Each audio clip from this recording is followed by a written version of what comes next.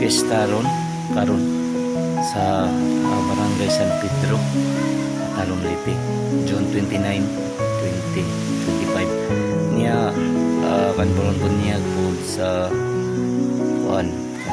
anak ni Edward diri sa Barangay San Pedro, Matalom Leyte.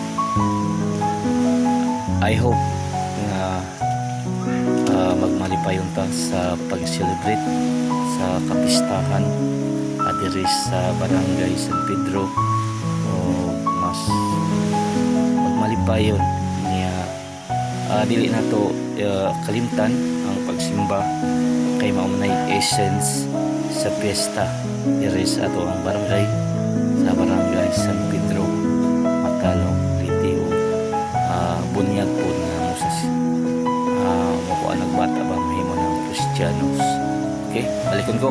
Happy Pesta sa tanang mga barangay officialis headed by Derek Ispahulio, ang tuang IBC President, sa mga konsihalis, sa mga barangay officials o ang katauhan sa Barangay San Pedro, Matalom Leyte, Philippines. Balikon ko.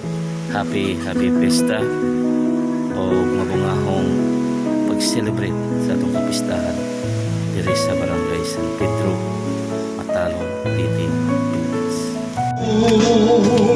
Bilisan sa usog nga unos, ug walay hulog na ulan ang inyo. O mga kagalaan, pinag-isa lang ang tulog, kalikinan, dala ka ng lumoga, mawalay kung inatos, pinag-igayat sa langit. Amen.